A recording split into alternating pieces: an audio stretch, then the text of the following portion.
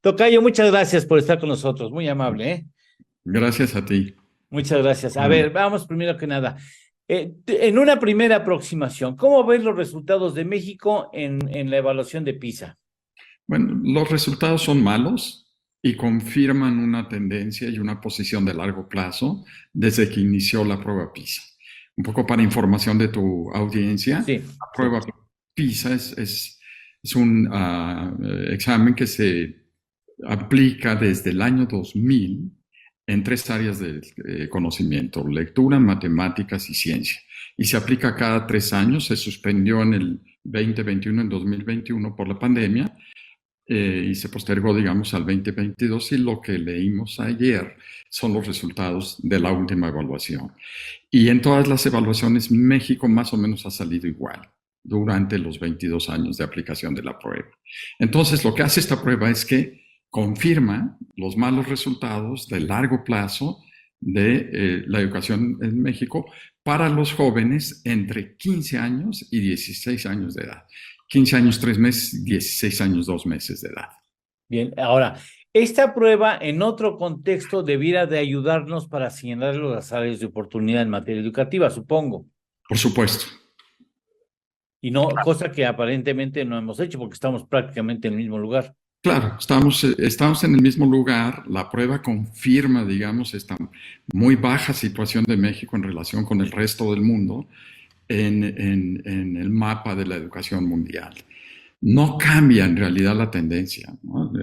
No estamos peor de lo que estábamos hace 10 años, no estamos mejor de lo que estábamos hace 20 años. Simple y sencillamente confirma que tenemos una mala situación en los resultados educativos al final de la educación básica o principio de la educación media superior, porque la prueba PISA se aplica por edad, no por grado. En general, las pruebas a las que estamos acostumbrados, como lo era la prueba Planea o la prueba Scale o la prueba Enlace u otras pruebas internacionales, se aplican por grado.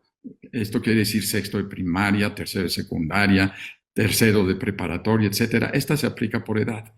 Entonces, como decía antes, entre los 15 y 16 años, y en el sistema mexicano, la mayor parte de los jóvenes de esa edad están en primero de preparatoria, como sucede casi con el resto de quienes aplican la prueba, excepto por algunos países como Finlandia, por ejemplo. Entonces, no tenemos, no salimos, digamos, del fondo de los resultados educativos, pero tampoco nos clavamos como se clavaron otros países. Por ejemplo, Islandia, y lo que fue una sorpresa es la caída en Finlandia, aquí sí, en PISA 2022. ¿Qué quiere decir esto?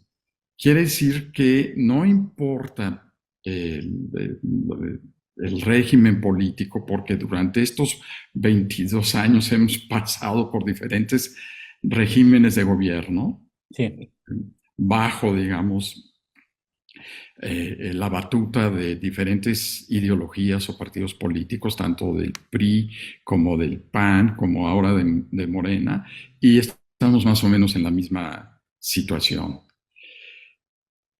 ¿Qué significa? Que los gobiernos no han hecho los cambios que se requieren en materia educativa. O sea, esto debería ser una oportunidad para revisar los resultados de nuestro sistema educativo y hacer los cambios pertinentes para ir mejorando. Ahora, en el contexto de el informe más reciente que se acaba de dar a conocer esta semana, en general, o sea, los otros países también han mostrado un retroceso que pudiéramos atribuir quizá al asunto de la pandemia o hay también hay evidencia de que hay países que han ido avanzando a pesar de la pandemia.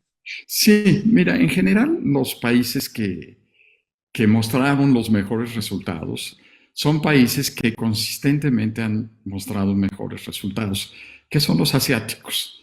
Destaca Singapur, ¿no? Que está por encima de todos, pero Ujú. Singapur también estaba por encima de todos hace 4 años y hace 7 años, y los otros asiáticos también, ¿no? Está Japón, Corea, Hong Kong, Macao y Taiwán, que son los que destacan, digamos, y que son los que menos se cayeron. Es más, digamos, algunos de ellos subieron algunos puntos. Por ejemplo, Singapur se cayó un poquito en lectura con respecto al 18, pero subió en matemáticas y subió en ciencia. Hong Kong se cayó fuerte en lectura, se cayó medianamente en matemáticas, pero subió un poquito en ciencia. Japón subió en todo, subió en lectura, en matemáticas y ciencia.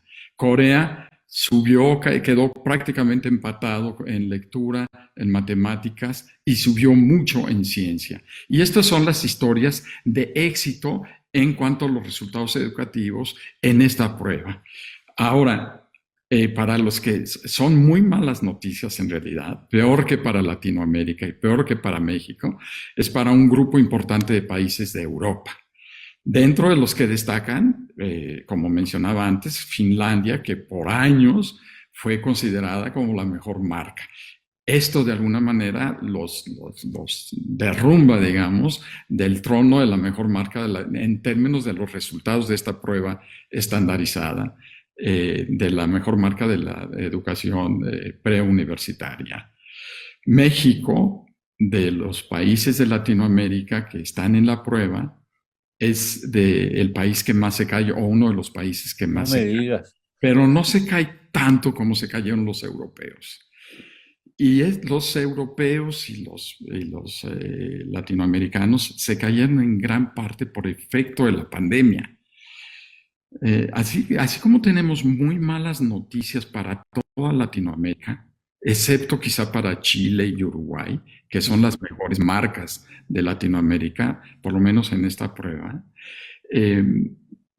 Si tú ves los resultados en general para los países que participaron en la prueba, que son alrededor de 14 países de América Latina, sí, no se caen tanto como los países de Europa, ¿no?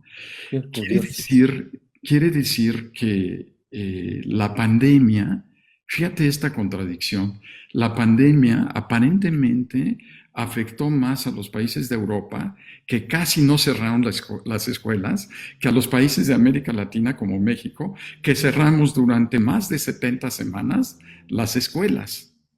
Entonces, quiere decir que de alguna manera, si quitamos el efecto de la pandemia, no son tan malas noticias. No estamos peor de lo mal que ya estábamos antes, digamos. Sí, claro. Y esto es lo que hay que escudriñar un poquito detrás de lo que dicen las cifras a primera cara, ¿no? A primera cara dices, en México se cayó, ¿estamos peor que antes? No, estamos igual que antes y quizá un poquito mejor si descontamos el efecto de la pandemia. Y esto dará mucho que evaluar y analizar, tanto para las autoridades educativas de México y el mundo, como para los expertos, para los académicos, de qué está sucediendo, por qué países como Alemania, como Finlandia, como Islandia, como los Países Bajos, se cayeron tanto con sistemas educativos tan sólidos, con un fuerte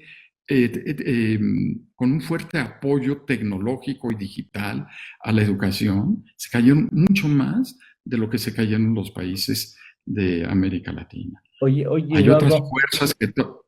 Sí, hay otras fuerzas que, perdón. Hay otras fuerzas, aparte de la pandemia, que están ahí moviéndose y aplicando para los resultados educativos. Sabemos, Eduardo, que en México hay una sola persona la que toma todas las decisiones. ¿Para qué nos hacemos? ¿No? Después de 5 años.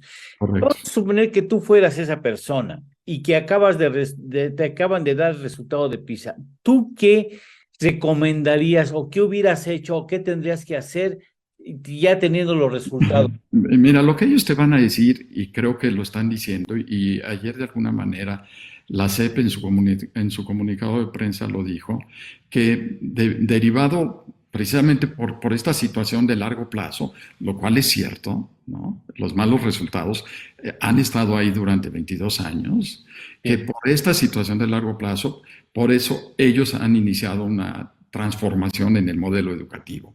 que acaba de iniciar en agosto de este año.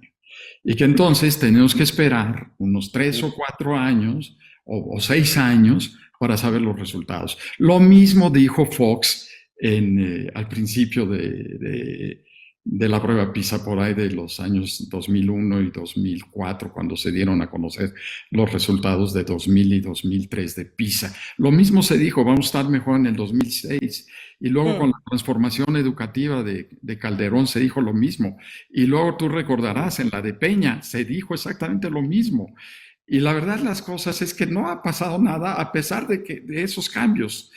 ¿Qué es lo que yo considero? Que el cambio que está haciendo la 4T o la transformación educativa que anuncian con el nuevo, o que mencionan con el nuevo modelo educativo, con la nueva escuela mexicana, no va a lograr los cambios que necesitamos. No le va a hacer ni cosquillas, digamos, a la calidad educativa.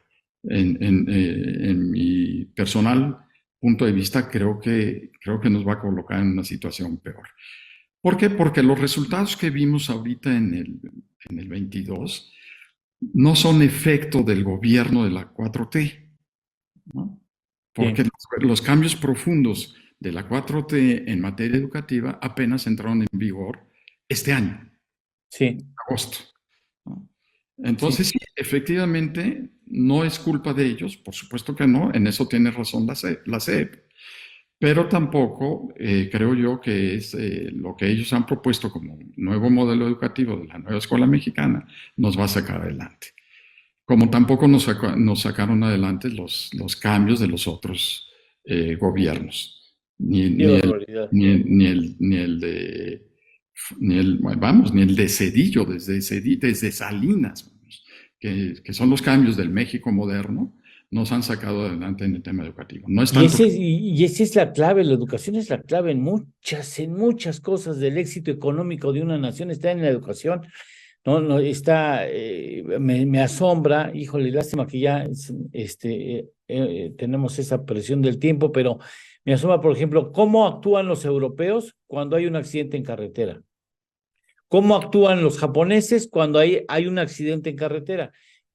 Con respecto a cómo regularmente reaccionamos los mexicanos cuando existe esa misma, ¿no? En Japón veo ayer un reel donde tiene un accidente, a un camión se le cae su mercancía y las cajas, se bajan los automovilistas de otros automóviles afectados y todos ellos cooperan, mueven las cajas y las dejan a un lado en el acotamiento y abren un carril para que la gente pueda transitar, ¿no? ¿Qué hacemos en México?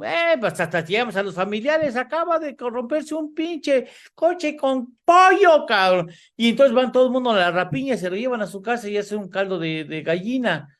O sea, tenemos otros marcos de educación. Qué terrible, ¿no? Claro, lo que estás mencionando, estás hablando de factores culturales que están detrás de los factores educativos. Más al fondo del fenómeno educativo que observamos con los resultados de PISA están los elementos culturales de cada país. Por ejemplo, lo que acabas de señalar de los japoneses en términos de colaboración y en términos de cooperación, ese es un rasgo propio de los japoneses que se permea en todos los sectores, incluyendo la educación. Y nosotros, por supuesto, no tenemos ese tipo de rasgos que son tan importantes para promover el éxito educativo, ¿no?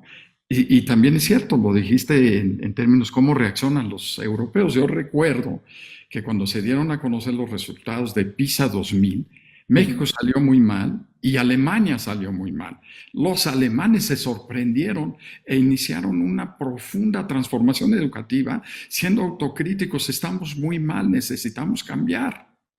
Y los mexicanos nos la pasamos diciendo, está mal PISA, ¿no? Entonces los alemanes mejoraron, nosotros nos quedamos igual, porque nos fuimos a decir, ¿no? Nosotros no estamos mal, ¿no? PISA no está considerando las cosas internas que tenemos, etcétera, etcétera. En tanto que los alemanes dijeron, caray, nosotros estamos muy mal. Vamos, es una llamada de atención. El presidente de la República y la Secretaría de Educación y las autoridades educativas y los medios y todos nosotros nos tenemos que poner a pensar qué estamos haciendo mal, que durante 22 años no estamos sacando al buey de la Buenas barrera. evaluaciones. Eduardo, muchísimas gracias por tu participación. Nos ayudas mucho a entender lo que está pasando en este país. Te apreciamos mucho que el esfuerzo y la disponibilidad de estar aquí con nosotros. Muchas Al gracias. contrario, tocayo, gracias a Gracias, ti y a Tocayo. tu Que tengas audiencia. un muy buen día. Muchas gracias. Igualmente. Gracias. Hasta luego. Interesante. ¿Cómo ven?